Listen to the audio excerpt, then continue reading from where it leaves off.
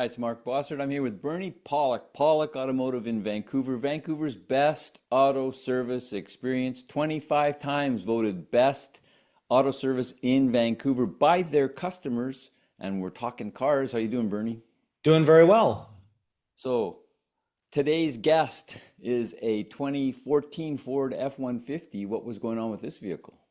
This customer requested that we do a walnut shell blasting intake valve cleaning on their vehicle, just as a maintenance item, preventative measure. He'd heard that it was good to keep your intake valves clean for proper engine performance, and that's what he brought his truck in for. So why would you need to clean your intake valves? So most engines these days use a direct fuel injection system, and what that does is it injects the fuel directly into the cylinder.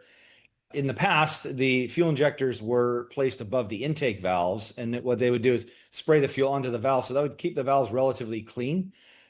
But what happens, with direct injection, there's nothing spraying any fuel on top of the valves, cleaning them, so that they get carbon deposits over time, and carbon builds up, and then that affects the breathing performance of the engine. Sometimes the valves don't seat quite properly, or if they get really bad, you actually have a restriction of airflow into the engine and performance So issues. performance and mileage? Mileage, performance, fuel economy. You may even get engine misfire codes, starting issues. There's a whole number of things that excessive carbon deposits will do on engines. And would you recommend this something as once a vehicle's like 10 years old, 5 years old? Where's the line?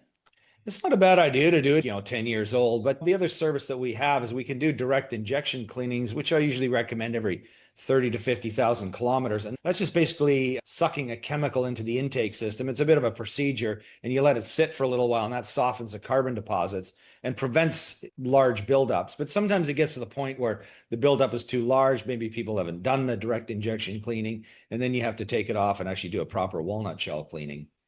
So let's go to some pictures and let's see our guest.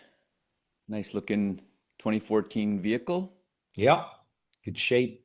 View of the engine, a little dusty and well used. There's a V6, I believe. V6, yeah, EcoBoost. So it's a twin turbo V6. So here's our before picture, and what you're looking at, the sort of black thing at the corner is the light, and this is the intake port is very deep on the cylinder head, but if you look down, you can see a bunch of black, crusty stuff. Those are the two intake valves. There's two intake valves per cylinder. So we're looking down at this is the before picture, pretty grungy and dirty, and that's the after, and you can see it's very shiny, very clean. The air can flow through that much better. Is there any cleaning that, I guess there isn't any cleaning happening within the cylinder itself on that edge of the intake valve. Is that right? Sorry, I don't get what you mean. Like what would, Well, there's a bottom on the intake valve inside the cylinder. yeah, no, that doesn't get cleaned, but that generally won't get too bad. That won't have this same level of carbon deposit. This is just strictly from the intake. What happens is there's an exhaust gas recirculation system. So some exhaust gas is sucked back through the intake system, and also the crankcase breather sucks the fumes from the crankcase. There's a very toxic pollutant, so it sucks that back into the intake system.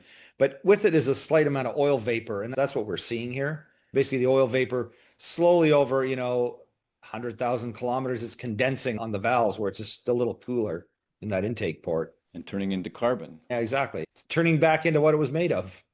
It's recycling itself, but not so good for the engine. So what's the result of this? Like again, better fuel mileage, better performance, better longevity? Absolutely. I'll give you an example. I have a BMW X3, and it for a long time had a stumbly idle. Like it just, when you're sitting at on, it would just kind of stumble and shake a little bit, but not a full misfire, but just kind of uncomfortable. Like it was very, it doesn't feel like a performance, the ultimate German driving machine, as they used to call themselves. It just felt a little stumbly, and I had the intake off to do a job. And it wasn't even that badly deposited, but I did a walnut shell cleaning, and it just ran like a dream afterwards, like completely smooth immediately. And this is actually an issue that happens on a lot of cars where the engine is a little rough, shaky, might be harder to start. These are all sort of symptoms of excess carbon deposits, lack of power, misfire codes, variety of things. Do you do this sort of work on diesels or is this just for gasoline vehicles? We just do it on gas. Actually, we have done it on diesels, but it's mostly a problem with gasoline engines. So there you go. If you want more performance, you're saving your dough, you're keeping your car running, a good thing for the environment, honestly, and for your pocketbook. but you want to keep your vehicle running really well, the people to see are at Pawlik Automotive in Vancouver, BC. You can reach them online at pawlikautomotive.com, or you can call them to book your appointment, 604-327-7112. You have to book ahead. They're always busy. Pawlik Automotive in Vancouver, BC, Canada. Thanks so much for watching and listening. Thanks, Bernie.